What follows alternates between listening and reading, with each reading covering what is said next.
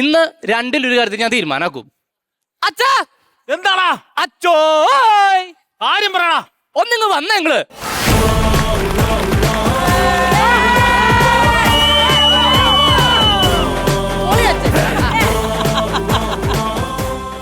Colour മീൻ. അച്ഛാ ഞാൻ ഒരു കാര്യം പറയാം. മൂട് പൊക്കിട്ടേ എനിക്ക് കോളേജിൽ പോകാൻ പറ്റുള്ളൂ. നീ അപ്പൊ ഇങ്ങനെ പോവോ? അതല്ല ഞാൻ ഉദ്ദേശിച്ചത്, മൂട് പൊന്തിയ ബൈക്ക് ഉണ്ടെങ്കിലാ ഞാൻ കോളേജിലേക്ക് പോകണോന്ന്.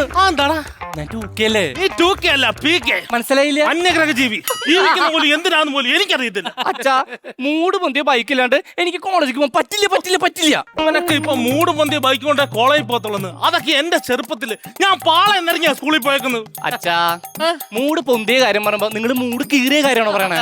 ചുമ്മാ വയ്ക്കാൻ പറ്റും, എന്തെങ്കിലും പറയണ്ടേ? അച്ഛാ എന്തൊക്കെ പറഞ്ഞാലും എനിക്ക് ബൈക്കില്ലാതെ കോളേജിൽ പോകാൻ പറ്റില്ല. ശരി, നിനക്ക് ഞാൻ ബൈക്ക് മേടിച്ചു തരാം. ആ ബൈക്കിന് എത്ര രൂപ ആവും? ഒരു 2 ലക്ഷം രൂപ. അത്ര ഉള്ള എടുത്തരൂ. എന്റെ ഉറുത്തി വെച്ചേക്കുന്നു. എന്റെ 10 പൈസ നീ പറയുമ്പോ ബൈക്ക് മേടിച്ചു തരാം. അച്ഛാ എനിക്ക് ബൈക്കിലാണ്ട് പോകാൻ പറ്റില്ല. എന്റെ പൊന്നു മോനെ, നീ ഈ സാജൻ സൂര്യയുടെ ഫിഗർ വിട്ട് ഇവിടെ കിടന്ന് ഇരിക്കില്ല കേട്ടോ.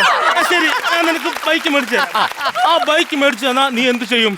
അച്ഛൻ ബൈക്കിന്റെ താക്കോലും ഇങ്ങോട്ട് തരണതും ഒരു 100-110 കിലോമീറ്റർ സ്പീഡിൽ ഹൈവേ കൂടെ പറക്കും ഞാൻ. അപ്പൊ 108 വിളിക്കാൻ സമയമായി. അത് മാത്രല്ല ദയാ കാണാൻ മല കണ്ട ആ മലയുടെ മുടിക്ക് കത്തിച്ചൊരു വിടല. ആ കത്തലാണേ ഉള്ള കേട്ടാ. പിന്നെ എനിക്ക് കുറച്ചും കൂടി സ്പിരിറ്റ് ഒക്കെ കയറണ്ടല്ല, ഞാൻ തിരിഞ്ഞിരുന്ന് ബൈക്ക് ഓടിക്കും. അപ്പൊ ഒരു തിരിച്ചു വരവും ഇല്ല. ഞാൻ നിന്നോട് കാര്യം ചോദിക്കട്ടെ, നീ എന്റെ മകനാണോ അതോ സർക്കസിൽ ബൈക്ക് ഓടിക്കുന്ന കരടി വല്ലതാണോ? എന്താ എന്റെ അച്ഛനെ അങ്ങനെ ഒരു സംശയം? അല്ല, ഇങ്ങനത്തെ കുറെ ശേഷങ്ങൾ കേട്ടോണ്ട് ചോദിച്ചാട്ടാ. അച്ഛാ അച്ഛനെ സ്കില്ലാണ് ഇല്ലാണ്ടാക്കണേ. എന്റെ എല്ല് ചവിട്ടി ഊർന്ന നീ ഉണ്ടായിരുന്നു. കഷ്ടം നോക്കിയ. അല്ലെങ്കിലും അച്ഛനോട് ഇതൊക്കെ പറഞ്ഞിട്ട് എന്താ കാര്യം? അച്ഛന് മുമ്പ് ഒക്കെ അറിയോ? അതിപ്പം നിർബന്ധമാണെ കാണിച്ചു തരാം. മുണ്ട് പൊക്കണ കാര്യമല്ല ഞാൻ പറഞ്ഞത്, മുമ്പ് പൊക്കണ കാര്യം, ബൈക്കിന്റെ ഫ്രണ്ട് പൊക്കണ കാര്യം. എനിക്ക് ആ പടം മുണ്ട് പോക്കാൻ മാത്രം അറിയത്തില്ല. എനിക്ക് തോന്നാതെ അച്ഛന് ഞാൻ പറഞ്ഞത് കിട്ടാഞ്ഞിട്ടാ. അതാ അച്ഛൻ ഇങ്ങോട്ട് വന്ന ഞാൻ പറഞ്ഞ അച്ഛാ എനിക്ക് അച്ഛൻ ബൈക്ക് മേടിച്ച് തന്നിരിക്ക. പിറ്റേ ദിവസം തൊട്ടുണ്ടാ ഈ പഞ്ചായത്തിലെ എല്ലാ പെമ്പിളരും എന്റെ പുറകെ ഓടി വരും. അപ്പൊ ബൈക്കിൽ പോയി മാല പൊട്ടിക്കാനുള്ള പരിപാടിയാണ്. അയ്യോ എന്റെ പൊന്നച്ച അതല്ല, ഇവരൊക്കെ എന്റെ ഫാൻസ് ആവുന്ന ഞാൻ ഉദ്ദേശിച്ചത്. കിട്ടും, ഇവന് കുറെ ഫാൻസ് കിട്ടും. ചേട്ടാ എനിക്ക് തോന്നുന്നുണ്ടല്ലോ നിനക്ക് എന്തോ വലിയ അസുഖം ഉണ്ടെന്നാ. അസുഖ? എനിക്ക് എന്തോ സുഖച്ചാ? Food between bones. അച്ഛാ എനിക്ക് കുറച്ചും കൂടി മനസ്സിലാവുന്ന ഭാഷയിൽ വ്യക്തമാക്കിയതാ. തിന്നിട്ട് എല്ലിന്റെ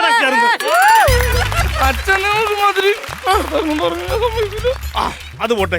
എടാ ഇപ്പൊ നിനക്ക് ഈ പ്രായത്തിൽ ബൈക്കല്ല ആവശ്യം.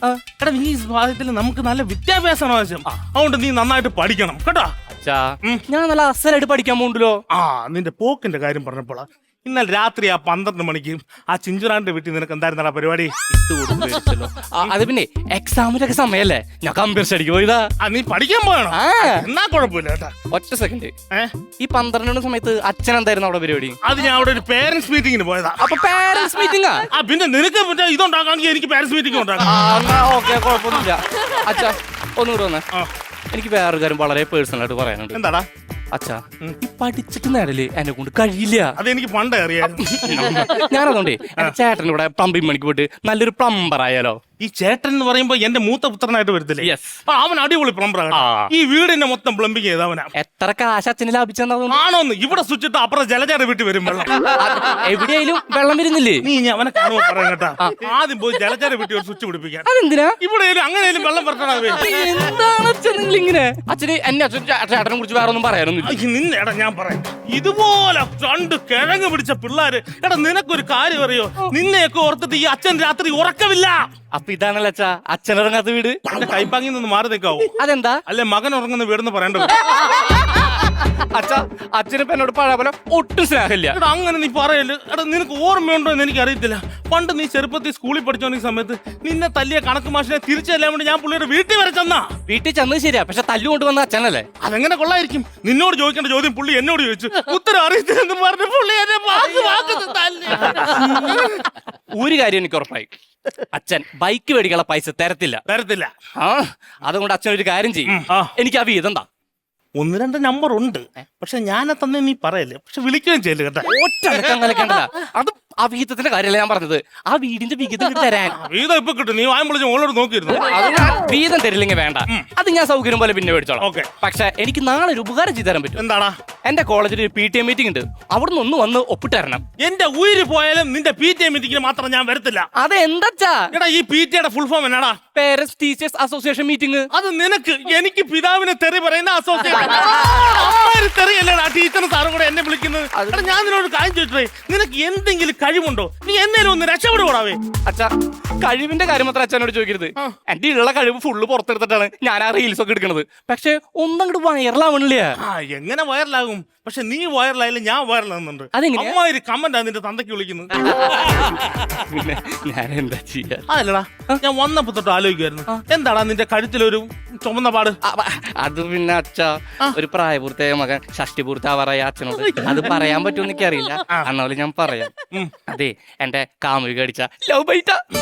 മോനെ നീ വന്നേ. ഞാൻ നിന്റെ അച്ഛനാണ്. അപ്പൊ എനിക്കറിയാം നിന്റെ ശരീരത്തിൽ ഒരു പെണ്ണ് കടിക്കത്തില്ലെന്ന കാര്യം. അല്ലാതെ ഉള്ള കാര്യം പറ. ഞാനായിട്ടൊന്നും മറച്ചു വെക്കുന്നില്ല. സത്യം പറയുകയാണെങ്കിൽ ഇന്നലെ കിടന്നുറങ്ങുമ്പോ ഒരു കുഞ്ഞു മൂട്ട അടിച്ചതാ. അതും ഒരു ആൺമൂട്ടായിരിക്കും അല്ലേ? അതെങ്ങനെ അച്ഛന് മനസ്സിലായി? കടി കണ്ടപ്പോ എനിക്ക് മനസ്സിലായി. അച്ഛാ, എനിക്ക് പെണ്ണ് കിട്ടാത്തല്ല, ഞാൻ ട്രൈ ചെയ്യുന്നുണ്ട്. പക്ഷെ ഒന്നും വിചാരിച്ച പോലെ അങ്ങോട്ട് സെറ്റ് ആവണില്ല. പെണ്ണ് സെറ്റ് ആക്കണ ആയി നമുക്ക് ഇച്ചിരി കഴിവൊക്കെ വേണം. കഴിവ് അച്ഛന്റെ കഴിവല്ലേ മക്കൾക്ക് കിട്ടുള്ളൂ. അച്ഛൻ ഒരു കാര്യം ചെയ്യും, ഒന്ന് രണ്ട് നമ്പർ ഒന്ന് ഇട്ടോക്കെ, ഞാൻ അത് വെച്ച് അങ്ങ് വളർത്തി കാണിച്ചു തരാം. എടാ സംഭവം എന്ന് വെച്ചാലേ, ഒന്ന് രണ്ടെണ്ണം പറഞ്ഞു തരാം, നിനക്ക് ഉപകാരപ്പെടുമെന്ന് എനിക്ക് അറിയത്തില്ല. അത് സംഭവം വെച്ചാലേ, എടാ നമ്മൾ പെണ്ണുങ്ങളെ വിളക്കാൻ പോകുമ്പോ അല്പം റൊമാൻറ്റിക് ഒക്കെ ആയിട്ട് പോണം. സംഭവം വെച്ചാലേ, നമ്മൾ അവര് വരുമ്പോഴത്തേനും ഒരു റോസാപ്പൂ എടുത്ത് അവരെ നോക്കി നിൽക്കണം. എന്നിട്ട് നോക്കി നിന്നിട്ട് അവര് വരുന്ന സമയം നോക്കി നമ്മൾ അവളെ കാണാൻ വേണ്ടി ഇങ്ങനെ റോസാപ്പൂ ഇട്ട് മുട്ട് കുത്തി നിൽക്കണം. എന്നിട്ട് വിൽ യു മാരി മീ എന്ന് ചോദിക്കട്ടെ. അല്ല, അവളുടെ കാലെ പിടിച്ച് പട്ടി മോങ്ങുന്ന പോലെ പക്ഷെ എനിക്ക് വേറെ ചില കാര്യത്തിൽ ഡൗട്ട് ഉണ്ട്. എന്താടാ? അച്ഛൻ ഇത്രയും പ്രണയത്തെ കുറിച്ച് പറഞ്ഞ സ്ഥിതിക്ക് അച്ഛന്റെ ആയ കാലത്ത് അച്ഛൻ ഒരു കില്ലാടി ആയിരുന്നിരിക്കണം. എന്റെ ആയ കാലത്തുണ്ടല്ലോ, എന്നെ നാട്ടുകാരനെ വിളിച്ചോണ്ടിരുന്ന അറിയോ? കാസിനോവ. എന്താ അതിന്റെ അർത്ഥം? പ്രേമിച്ച് കൊതി തീരാത്തവൻ. അങ്ങനെ പ്രേമിച്ച് പ്രേമിച്ച് പ്രേമിച്ച് അവസാനം ഞാൻ നിന്റെ അമ്മയെ കണ്ടുമുട്ടി. അന്നത്തോടെ പ്രേമം ഞാൻ വെറുത്തു പോയി. നീ എന്റെ കീഴേന്ന് മാറിയിരുന്നു, അല്ല നിനക്ക് ഒറ്റ അടി എന്നെ അടിച്ചിട്ട് എന്താ കാര്യം? അവളുടെ അതേ ഷേപ്പാ നിനക്ക്. അമ്മമാരുടെ ചായ മക്കൾക്ക് ഉണ്ടാവില്ലേ? അതിനും വർത്താനം പറയണ. അതെ, അച്ഛനും അമ്മയും തമ്മിലുള്ള ലവ് മാറ്റേഴ്സ് ഒക്കെ നിങ്ങൾ തമ്മിൽ തീർക്കണം. എനിക്ക് അതിൽ കുഴപ്പമൊന്നുമില്ല. പക്ഷെ ഞാൻ ഒരു കാര്യം ഉറപ്പിച്ചു, അച്ഛൻ ബൈക്ക് മേടിച്ചു തന്നില്ലെങ്കിൽ ഞാൻ അവിടെ നിരാഹാരം കൊടുക്കും. അങ്ങനെയാണ് ഞാൻ നിന്റെ കൂടെ കിടക്കും. അതെന്തിനാ? ഇവിടെ കഞ്ഞി വെള്ളമുള്ള കാര്യം നിനക്കറിയത്തില്ലടാ. അയ്യോ, ഇങ്ങനെ ദാരിദ്ര്യം പിടിച്ച വീട്. ഇപ്പൊ ഇവന് ദാരിദ്ര്യം നോക്കണപ്പോ എന്തോ പുച്ഛം പോലെ. എടാ നിനക്കൊരു കാര്യം അറിയോ? പണ്ട് ഞാനൊക്കെ മുണ്ട് മുറുക്കി കൊടുത്താ നടന്നിരുന്നേ. എന്തിനാന്നറിയാവോടാ? നിക്കറും മേടിക്കാൻ പൈസ ഇല്ലാത്ത കാരണം. അതല്ലടാ, എടാ പട്ടിണി കാരണം. പട്ടിണിയാ? ഇവന്റെ ഒക്കെ പ്രായത്തിൽ പട്ടിണി എന്ന് പറഞ്ഞാൽ എന്തോ അതിശയം പോലെ. എടാ പട്ടിണി നീ കടന്നിട്ടുണ്ടോടാ? അതും എന്റെയൊക്കെ ചെറുപ്പത്തിൽ ഞാൻ ഇഷ്ടം പോലെ പട്ടിണി കടന്നിട്ടുണ്ടോടാ. അപ്പൊ ആഹാരം ഒന്നും കഴിക്കില്ലേ? ഞാൻ കഴിക്കും, ഒരു വേല കഞ്ഞിയൊക്കെ ഞാൻ കുടിക്കും. പിന്നെ എങ്ങനെ പട്ടിണി ഇല്ലാതിരിക്കും? അമ്മാര് കാറ്റൽ അച്ഛൻ കയറ്റിക്കൊണ്ടിരിക്കണേ. അച്ഛാ, കോമഡി ടൈം കഴിഞ്ഞു. ഇനി ഞാൻ സീരിയസ് ആയിട്ടൊരു കാര്യത്തിൽ കിടക്കാം. അച്ഛൻ ബൈക്ക് മേടിച്ചാലും ഉദ്ദേശമില്ലെങ്കിൽ ദേ ഇത് കണ്ടാ, ഞാൻ ഇത് എന്തിനാ കൊണ്ടുവന്നറിയോ? ഈ വിഷം പുരട്ടെ പഴം കഴിച്ച് ഞാൻ ആത്മഹത്യ ചെയ്യും. നിനക്ക് തെറ്റി. ഒരു പഴം മറ്റൊരു പഴത്തെ കൊല്ലത്തില്ല. ഈ അപ്പന്മാരാണ് പ്രശ്നം. ഞാൻ കാണിച്ചു അല്ല, നല്ല റോസ്റ്റ് പഴുത്തുണ്ട്.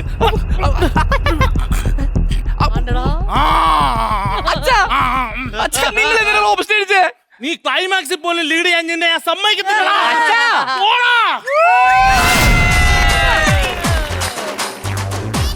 നമ്മുടെ ടീം ആയതുകൊണ്ട് പറയല്ല, നല്ല കിടിലം പെർഫോമൻസ് ആയിരുന്നു. ഞങ്ങളുടെ പ്രിയപ്പെട്ട തെക്കേക്കര നിവാസികളെ, ഞങ്ങളുടെ ഗംഭീരമായ പെർഫോമൻസ് കഴിഞ്ഞിരിക്കുകയാണ്.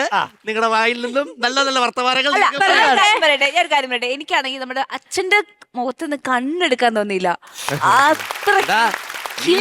വീട്ടിൽ പോയിട്ട് തലക്കുഴിഞ്ഞ് എന്തെങ്കിലും ഇടറ കേട്ടോ. കാരണം നിന്നെല്ലാം കൂടെ കണ്ണു വയ്ക്കും. നമ്മള് ഉള്ളതാണെന്ന് പറയും. നല്ല സ്കിറ്റായിരുന്നു. നല്ല നിങ്ങളെ പിന്നെ പറയേണ്ട കാര്യമില്ല. നിങ്ങൾ ഡെയിലി അല്ല എല്ലാ സ്കിറ്റിലും നിങ്ങളേതായ ഒരു സിഗ്നേച്ചർ പറയാൻ പറ്റുന്നില്ല. അല്ലല്ല, ഇവനെ പറഞ്ഞില്ല, എടാ സാജിദ് സൂര്യയുടെ ഞങ്ങൾ ഇവിടെ ഇരുന്ന് ഇവനെ കണ്ടതാളോട്ട് ഞാൻ ഇവിടെ ഇരുന്ന് കറക്റ്റ് സാജൻ ചേട്ടൻ, പണ്ടത്തെ സാജൻ ചേട്ടൻ കറക്റ്റ് അല്ലേ സാജൻ? കളർ മീനൊക്കെ കറക്റ്റ് ആയിരുന്നു. പ്രമാണി, എനിക്ക് ഈ റൊമാൻസ് ചെയ്യുന്ന ആ ഒരു ടാക്ടിക് ഇല്ല, എങ്ങനെയാണ് കണ്ണു നോക്കി അത് എന്നെയാണോ നോക്കിയത് എന്നൊക്കെ എനിക്ക് ഫീൽ വന്നു.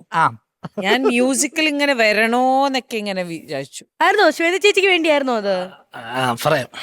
ഒന്നും കൂടെ പറയാം. ഒന്നും കൂടെ ആ പ്രണയം തരാൻ റെഡിയാണ് ഒന്ന് ശ്വേത ചേച്ചിക്ക് വേണ്ടി. അതാ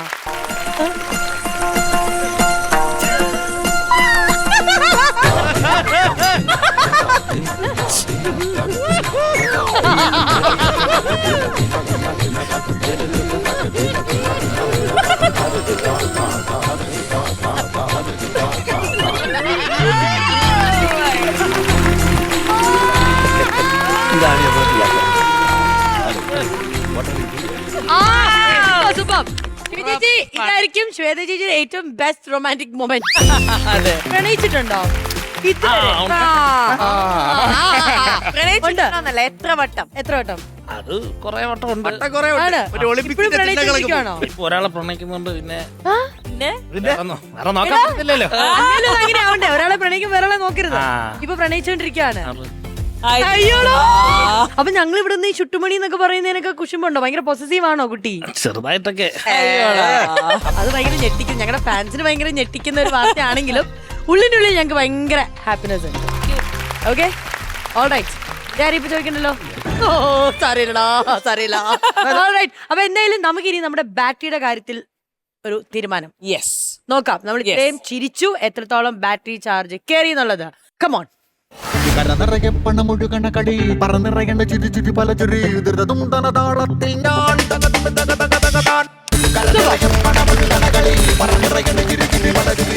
30,000 രൂപയാണ് ലഭിച്ചിരിക്കുന്നത്. ശ്വേത ചേച്ചി അത് ട്രാൻസ്ഫർ ചെയ്യാവോ? Oh yes.